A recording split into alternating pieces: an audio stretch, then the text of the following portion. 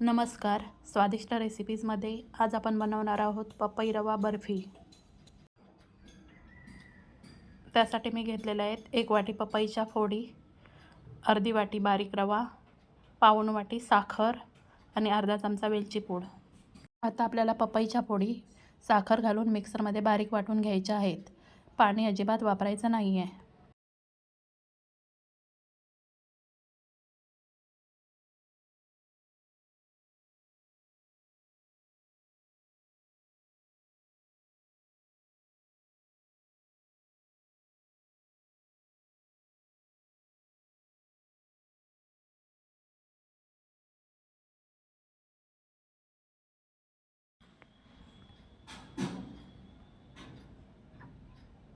आता एका ट्रेला तूप लावून बाजूला ठेवून द्यायचं आहे.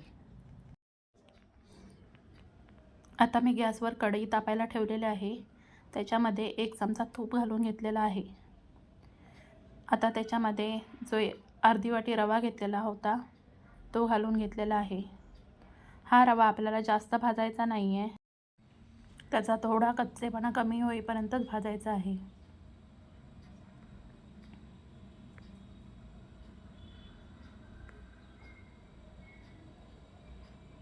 सतत हलवत हा आपल्याला रवा भाजून घ्यायचा आहे.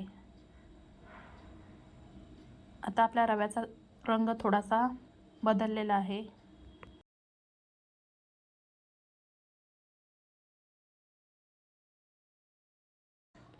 आता आपण मिक्सरमधून बारीक करून घेतलेलं पपई आणि साखरेचं मिश्रण याच्यामधून घालून घ्यायचं आहे.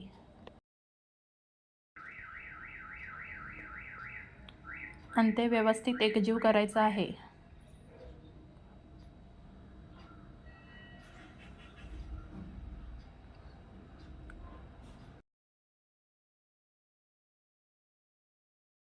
हे मिश्रण सतत हलवत आपल्याला शिजवून घ्यायचं आहे, जेणेकरून हे मिश्रण कढईला चिकटणार नाही किंवा त्याच्या गुठळ्याही होणार नाही.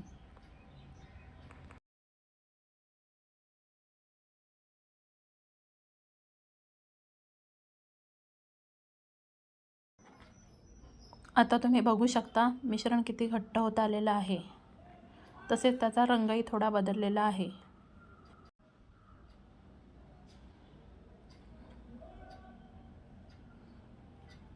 असं सतत हलवत आपल्याला ते शिजवून घ्यायचं आहे.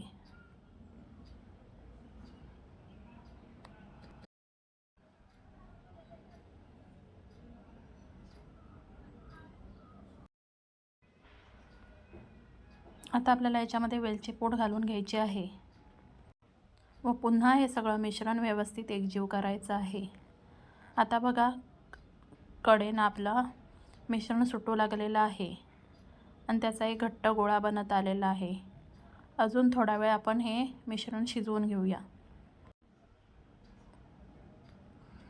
आता बघा हे आपलं मिश्रण कडा सोडू लागलेलं आहे.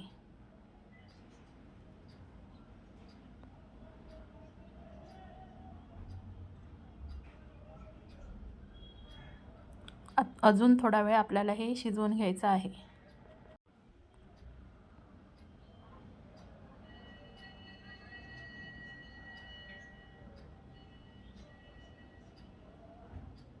आता हे आपलं मिश्रण व्यवस्थित शिजलेलं आहे.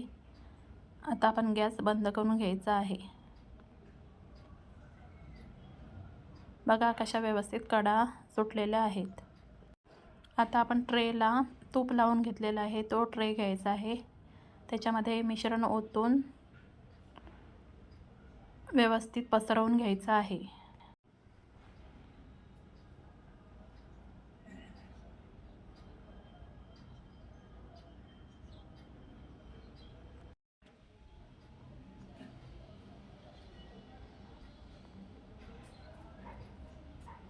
आता एका वाटीला तूप लावून घेऊन हे मिश्रण व्यवस्थित पसरवून घ्यायचं आहे, जेणेकरून ते व्यवस्थित पसरलं जाईल.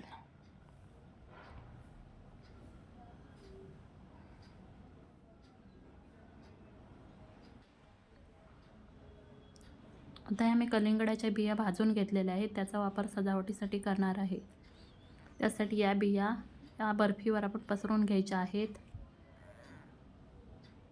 आणि या वाटीने व्यवस्थित प्रेस करून त्यात बर्फीला लावून घ्यायच्या आहेत. आता हे मिश्रण थोडा वेळ ठेवून द्यायचं आहे आणि हे मिश्रण कोमट झालं की आपण त्याच्या वड्या पाडून घ्यायच्या आहेत.